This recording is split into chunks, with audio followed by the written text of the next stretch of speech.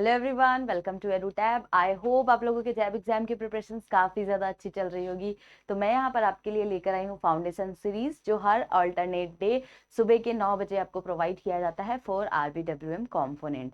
मैं यहाँ पर आपको बता देना चाहती हूँ कि अगर अभी तक आपने हमारे यूट्यूब चैनल को सब्सक्राइब नहीं किया है तो किस चीज़ का वेट कर रहे हैं, जल्दी से जाएं और हमारे यूट्यूब चैनल को सब्सक्राइब करें ताकि आपको इसका टाइमली नोटिफिकेशन मिलता रहे।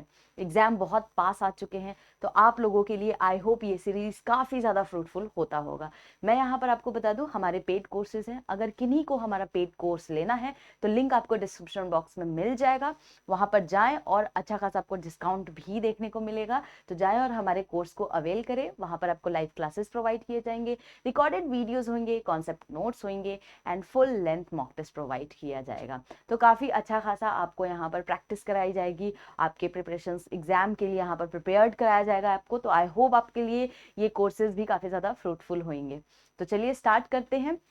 आपको भी पता है कि फाउंडेशन सीरीज में मैं हमेशा एक छोटा एक कॉन्सेप्ट लेकर आती हूँ और उस कॉन्सेप्ट से रिलेटेड हम यहाँ पर क्या करते हैं, उस कॉन्सेप्ट को पढ़ते हैं और एक दो क्वेश्चंस भी वहाँ पर करते हैं कि आने वाले एग्जाम में हमें किस तरीके के क्वेश्चंस देखने को मिल सकते हैं।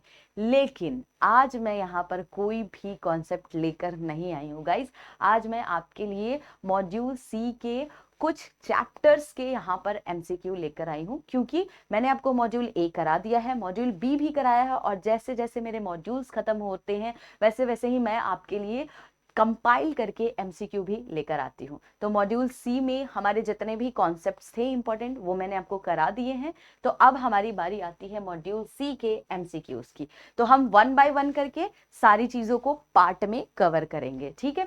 तो चलिए, आई होप आपके लिए ये एमसीक्यूज भी काफी ज्यादा फ्रूटफुल होगा। तो यहाँ पर हम सबसे पहले आज चैप्टर 17, मैंने चैप्टर 16 तक के करा भी दिए हैं गाइज आपको। मैंने आपको 4 एमसीक्यू सबके कराए हैं, आप लोग देख सकते हैं। मेरा 50 डेज एंड 50 मार्क्स का सीरीज आता है जहां पर हम एक कॉन्सेप्ट नहीं, काफी सारे मल्टीपल कॉन्सेप्ट्स को, जिससे रिपीटेड क्वेश्चंस एग्जाम में आए हैं, उसको हम वहां पर डिस्कस करते हैं। तो चलिए स्टार्ट करते हैं। तो सबसे पहले चैप्टर 17 से हम स्टार्ट करेंगे, एमसीक्यू इसका देखने वाले हैं। तो पहला क्वेश्चन है, आपके एग्जाम में आया हुआ क्वेश्चन है, which of the following techniques can help give insight into marketing. 4 options है, SWOT, pastel, SWOC and SOAR। बहुत ही बेसिक सा क्वेश्चन पूछा था guys. SWOT is the technique that can help give insight into the marketing. ठीक है, आपको इसका फुल फॉर्म भी पता होगा क्या होता है। Strength, weakness, opportunity and threat. And मैंने आपको ये बहुत अच्छी तरीके से बताया है गाइस, तो आप ये नहीं कह सकते कि मैम ने हमें ये चीज नहीं बताई है। चलिए नेक्स्ट क्वेश्चन की तरफ चलते हैं।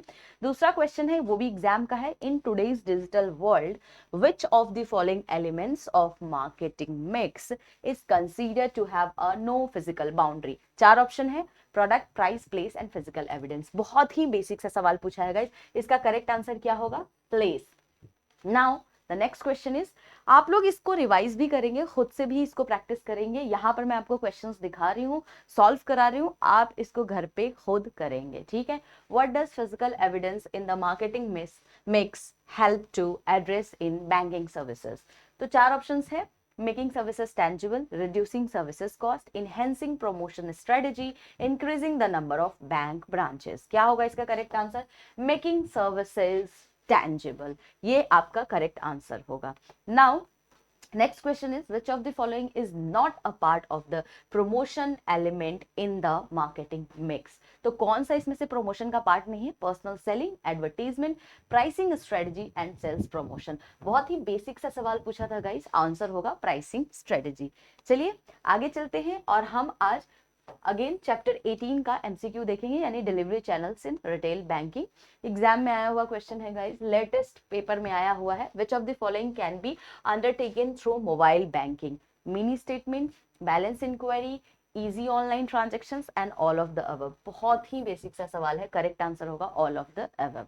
नेक्स्ट क्वेश्चन जून में आया हुआ है, which of the following is an example of use of off site ATM. अब आपको पता है 2 तरीके के एटीएम होते हैं, एक ऑन साइट होता है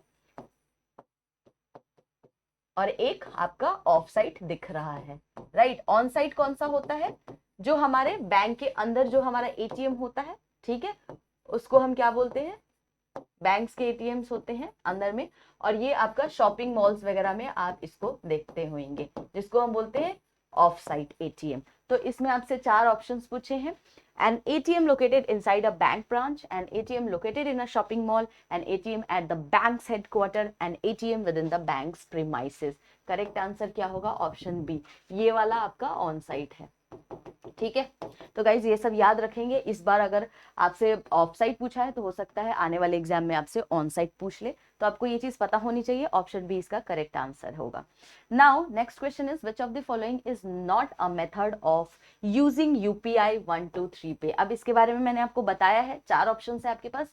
UPI payment through predefined IVR number, payment through missed call, payment through UPI mobile app, feature phone with payment functionality by OEM। Question क्या पूछा है, नॉट अ मेथड।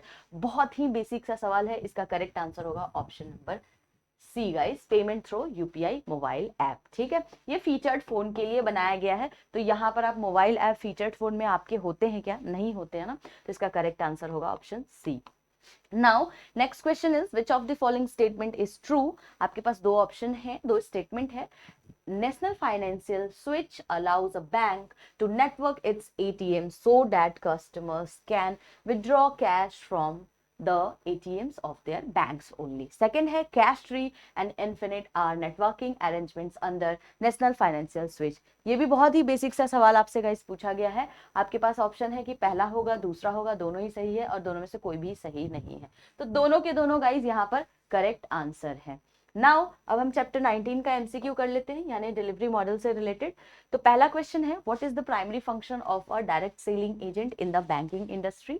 आपके पास 4 ऑप्शन है। पहला है providing financial advices to the customer, operating bank branches in remote areas, sourcing business for banks on a fee basis, and offering investment services to a high net worth individual. तो DSS से related आपसे question पूछा है और ये मैंने आपको पढ़ाया भी है गाइस, तो इसका आंसर ये वाला होगा ऑप्शन सी, यानी कि sourcing business for banks on a fee basis.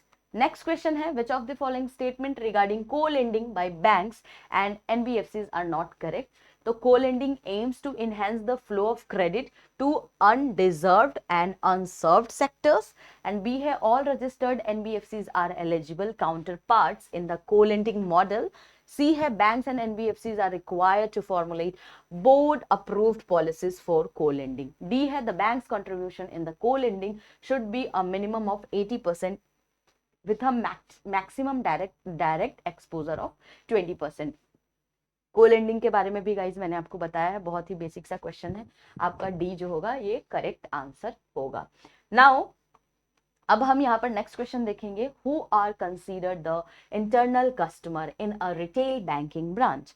तो कौन इसमें इंटरनल कस्टमर है, external auditor, branch staff, direct selling agent and customer. बहुत ही बेसिक सा क्वेश्चन है गाइस, इसका आंसर होगा ब्रांच का स्टाफ। इंटरनल कस्टमर तो हमारे ब्रांच के स्टाफ ही होंगे ना, तो करेक्ट आंसर ये है। नेक्स्ट क्वेश्चन है in a tie up between banks and auto dealers where do banks typically set up counters to capture potential customers for a loan। तो आपके पास 4 ऑप्शन है, inside the banks branch, in a shopping mall, eight the car dealer showroom and in educational institutions. तो अब जब auto dealer की बात हो रही है तो ये कहाँ पे होगा, बहुत ही बेसिक सा है, option number C at the car dealer showroom, ठीक है। तो थोड़ा सा आप लोगों को यहाँ पर अगर आपकी बेसिक अंडरस्टैंडिंग भी अच्छी होगी ना गाइस, तो आप इस आरबीडब्ल्यूएम कंपोनेंट को तो बहुत अच्छी तरीके से आप लोग कर पाओगे एग्जाम में और अच्छे मार्क्स से क्वालिफाई कर पाओगे। तो थोड़ा सा जब भी आप क्वेश्चंस को पढ़ेंगे ना, तो ध्यान देंगे कि क्वेश्चंस में लिखा क्या है, उसके हिसाब से आप यहाँ पर आंसर्स करेंगे। नेक्स्ट है हमारा चैप्टर 20। अब इसके भी कुछ एमसीक्यूज देख लेते हैं। तो पहला है what is the primary purpose of the customer relationship management. आपके अक्टूबर में आया हुआ है।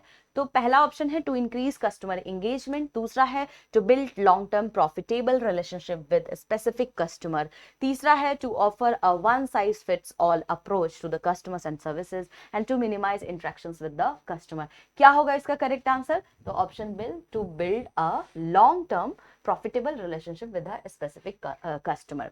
अब मैंने सारी की सारी चीजें आप लोगों को पढ़ाई है, तो आप लोग या तो 50 डेज 50 मार्क्स का आप सीरीज देखेंगे मेरा, या फाउंडेशन सीरीज देखेंगे। दोनों में मैंने कॉन्सेप्ट्स पढ़ाए हैं, कुछ इसमें मिलेगा 50 डेज में और कुछ फाउंडेशन सीरीज में। तो पहले आप लोग अच्छी तरीके से देख लेंगे यहाँ पर, ठीक है, और उसके बाद इस क्वेश्चंस को अटेम्प्ट करेंगे। नेक्स्ट क्वेश्चन है, which of the following is not the purpose of CRM? Latest exam में आया हुआ है। Creating a profile of the customer, 360 degree view of the customer, creating common buckets, maximizing response time.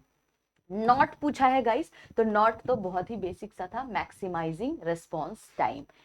Next question है, what is the primary objective of the customer relationship management in retail banking? To increase the number of branches, to reduce operational cost, to build long-term profitable relationship with the customer, and to focus only on a high net worth customers. अब इस तरीके से भी questions आपको घुमा के पूछ लिए जाते हैं, तो क्या होगा इसका correct answer? Option number C, यानी कि हमको यहाँ पर बिल्ड करना है long term profitable relationship with the customer.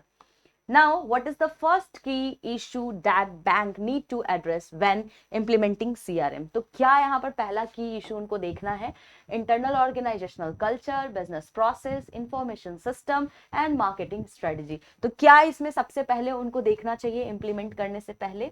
तो गाइस, इस सवाल का जवाब आप लोगों को देना है कमेंट सेक्शंस में। आई होप आप लोगों को इस सवाल का जवाब पता होगा, बहुत ही बेसिक सा सवाल है, मैंने आपको पढ़ाया भी है ये चीज।